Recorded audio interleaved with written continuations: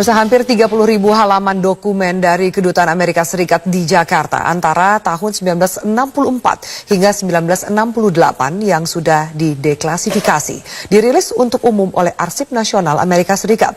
Berbagai dokumen ini menunjukkan dukungan Amerika terhadap militer Indonesia dalam pembunuhan ratusan ribu warga yang dituduh simpatisan komunis. Sedikit lagi tabir sejarah masa transisi antara pemerintahan Soekarno ke Soeharto serta periode penuh kekerasan tahun 1965 dan 66 terkuak. Hampir 30.000 halaman dokumen dari Kedutaan Amerika di Jakarta antara 1964 hingga 68 yang sudah dideklasifikasi atau tak lagi dianggap rahasia, dirilis Pusat Deklasifikasi Nasional, lembaga di bawah Arsip Nasional AS, bekerja sama dengan Universitas George Washington. Ribuan dokumen ini dipindai dan ditampilkan online oleh tim relawan Indonesia dan East Timor Documentation Project. It's very important given the current political climate in Indonesia with this resurgence of anti-communism by the military and by Islamic organizations and others against so-called left organizations such as LBH and other groups that Indonesians should be aware of this history so that they won't repeat it. Berbagai dokumen ini menunjukkan dukungan Amerika terhadap militer Indonesia dalam pembunuhan ratusan ribu warga yang dituduh simpatisan komunis. Dua dokumenter pembuat film Amerika Joshua Oppenheimer yang mengungkap pembunuhan massal 1965 di Indonesia menjadi salah satu faktor pendesak dirilisnya ribuan dokumen terkait peran Washington dalam periode kelam sejarah Indonesia tersebut. This is the most proud moment in my career as a filmmaker and in my life as a human being who cares so deeply about Indonesia and about the families of survivors who came forward and bravely shared their stories with me, and frankly also those perpetrators who had the courage to talk with some emotional honesty. Pemerintah Indonesia bersikeras peristiwa 65 merupakan konflik horizontal antar masyarakat. Pihak KBRI di Washington DC menyatakan laporan ini bukan sesuatu yang signifikan dan tidak akan mempengaruhi hubungan bilateral. Kalau dari sisi pemerintah sendiri, kita fokus untuk proses rekonsiliasi.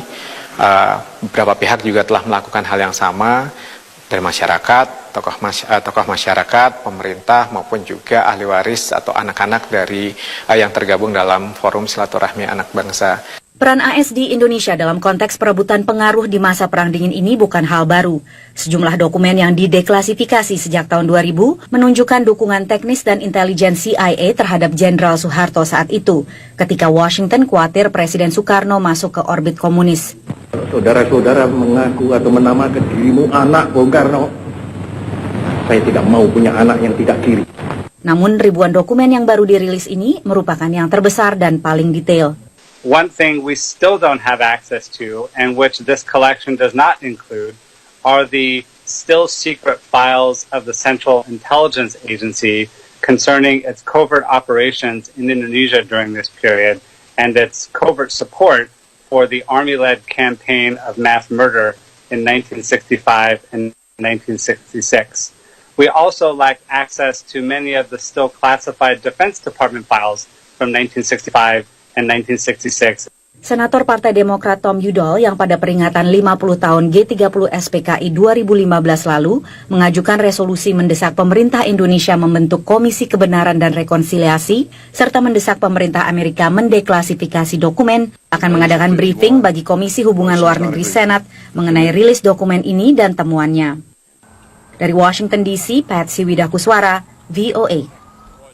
Pemirsa, Lembaga Internasional Pengawas Hak Asasi Manusia HRW mengungkapkan rasa optimismenya setelah pemerintah Amerika Serikat akhirnya mau merilis data yang detail mengenai kejadian pembantaian massal di tahun 1965 di Indonesia. Meski demikian, Direktur HRW Wilayah Asia Phil Robertson mengungkapkan dokumentasi ini hanya merupakan ujung dari gunung es permasalahan dan masih ada banyak lagi yang perlu dibuka. Phil Robertson mengungkapkan Amerika saat ini berada di titik pusat untuk membagikan dokumen-dokumen lain untuk dibagikan kepada dunia.